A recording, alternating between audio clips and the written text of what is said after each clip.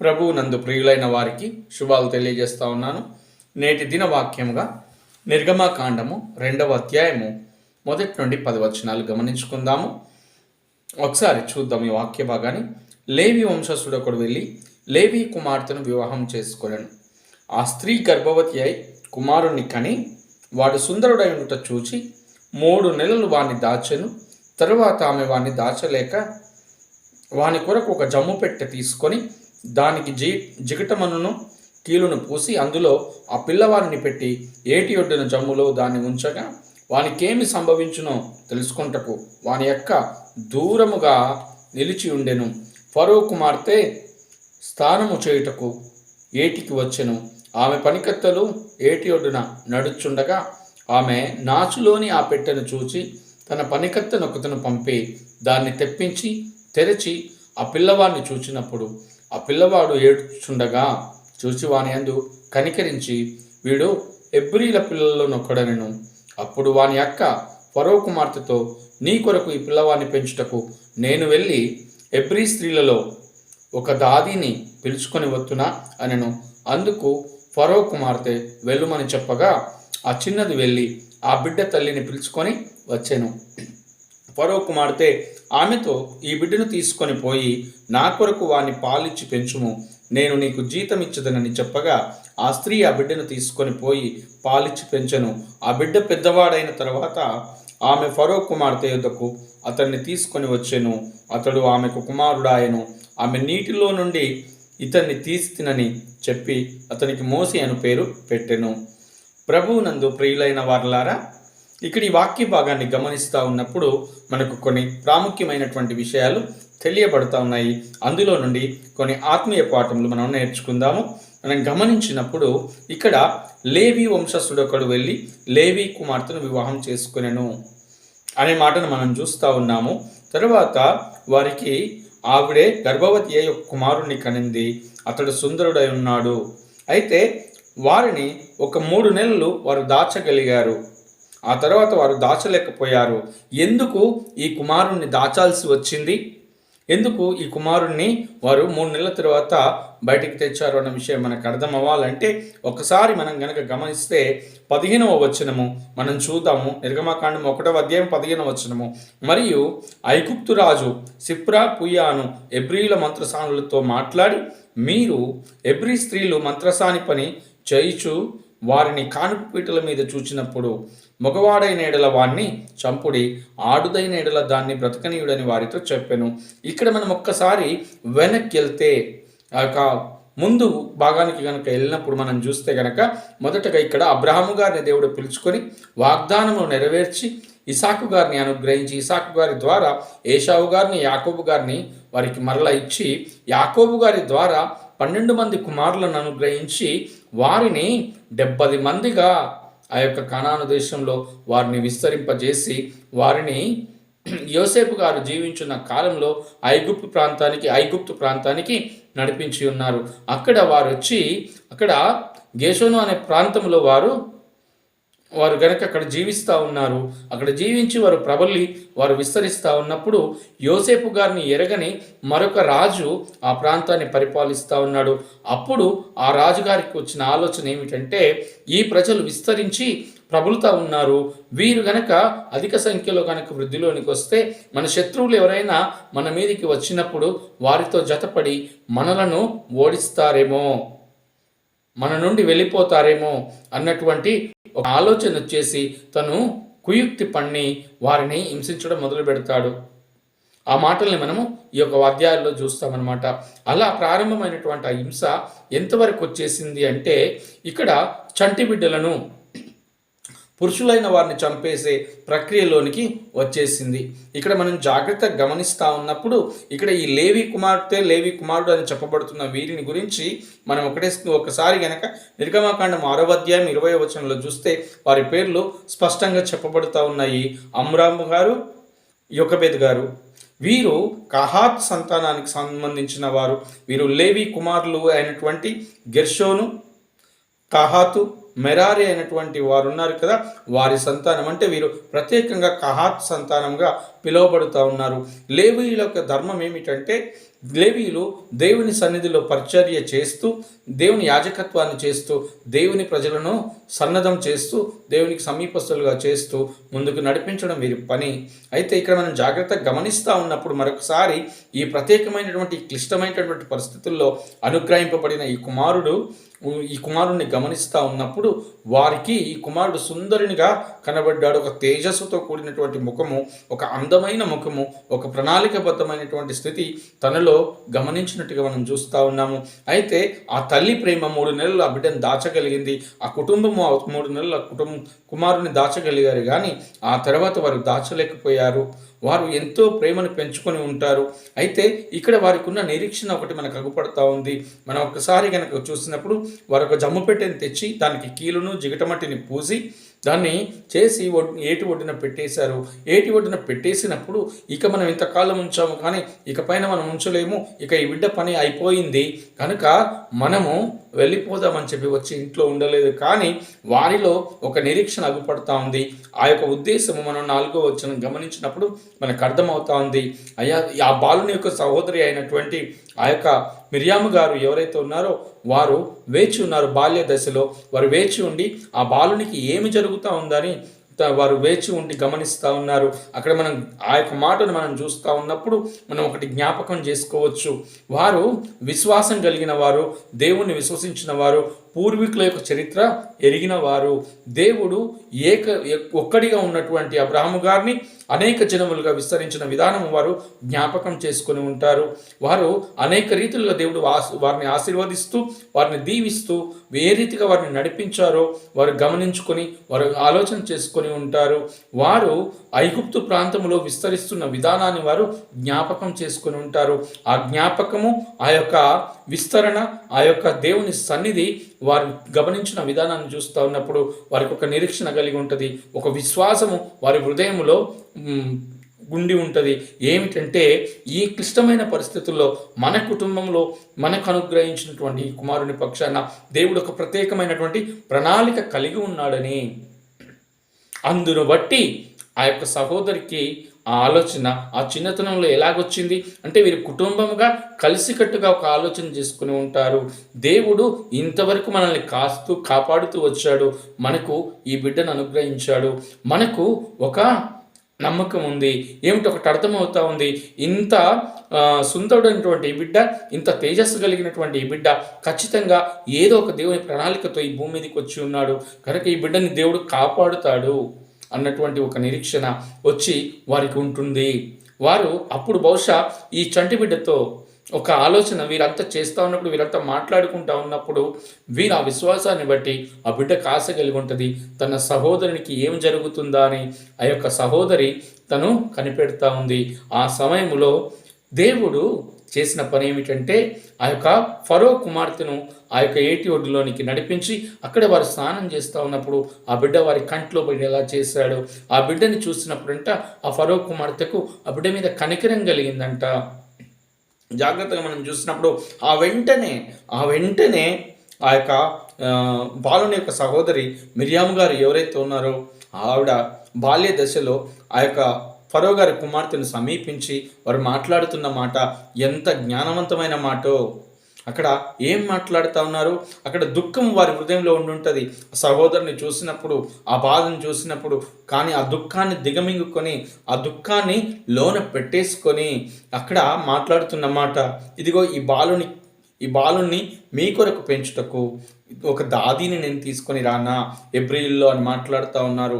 కన్న తల్లి అని చెప్పుకోలేకుండా ఒక దాదిగా పరిచయం చేస్తూ అక్కడ మాట్లాడుతూ ఉన్నారు. ఆ సమయంలో దేవుడు ఆ ఫరో గారి కుమార్తె యొక్క హృదయాన్ని మార్చినట్టుగా మనం చూస్తూ ఉన్నాము. వారికి కనికరం పుట్టింది. ఓకే, వెళ్ళి తీసుకురమ్మన్నప్పుడు తన తల్లిని అక్కడికి తెచ్చినట్టుగా మనం చూస్తూ ఉన్నాము. దేవుడు విశ్వాసమును పరీక్షించువాడు. ఆయన అక్కడ చేస్తున్న పని ఏమిటంటే వారి విశ్వాసాన్ని బొమ్ము చేయలేదు. వారి విశ్వాసాన్ని దేవుడు వారి విశ్వాసాన్ని వర్ధిల్ల చేస్తాడని మనం చెప్పవచ్చు. ఒకసారి గమనిస్తే ఏ కుమారుడైతే వారికి దూరం అవుతాడనుకున్నారో, ఏ కుమారుడైతే వారికి దక్కడనుకున్నారో ఆ కుమారుడు తిరిగి మరలా ఆ ఇంట్లోనికి రావడానికి కృపను చూపాడు దేవుడు. ఆ సమయంలో ఇక్కడ జాగ్రత్తగా గమనిస్తూ ఉన్నప్పుడు ఇంకా అదే కాదు కానీ ఆర్థికంగా కూడా ఫరో కుమార్తె గారి యొక్క ధనాగారంలో నుండి, వారి యొక్క సంపదలో నుండి ఇంత ధన సహాయాన్ని ఇచ్చి కుటుంబాన్ని పోషించడానికి ఆ బాలునితో పాటు వారికి జీతం ఇస్తానన్నప్పుడు ఆ కుటుంబ పోషణ కూడా అది అవసరం అవుతుందన్న విషయం మనం జ్ఞాపకం చేసుకోవాలి. అయితే ఇక్కడ మనం జాగ్రత్తగా గమనిస్తూ ఉన్నప్పుడు మన జీవితంలోనూ మనము ఎదుగుతూ ఉన్నప్పుడు వచ్చే కొన్ని సమస్యలు, మనం ఎదుగుతూ ఉన్నప్పుడు ఓర్వలేని వారు అనేకులు ఉంటారు. మనము వెళ్తున్న దారిలో దేవుడు వరదిల్ల చేస్తూ ఉన్నప్పుడు అడ్డం పడేవారు అనేకులు ఉంటారు. వారు మనకంటే బలవంతులై ఉండొచ్చు, లేదా కొన్నిసార్లు మనముగా ఇరికింపబడిన స్థితి కూడా ఉంటుంది. మరి ఏదైనా అవ్వచ్చు, ఏ సమస్య అయినా అవ్వచ్చు, ఏ సమస్యలో ఇరికింపబడినా ఏ రీతి గుండా వెళుతున్నప్పటికీ ఇక్కడ ఈ మోషే గారి జీవితంలో నుండి దేవుడు మనకు ఒక పాఠము నేర్పాలనుకుంటా ఉన్నాడు. అయితే మోషే గారు ఈ ప్రత్యేకమైనటువంటి సమయంలో ఈ రీతిగా నడిపింపబడడానికి దేవుని ప్రణాళిక ఉందని ఆ కుటుంబం నమ్మారు.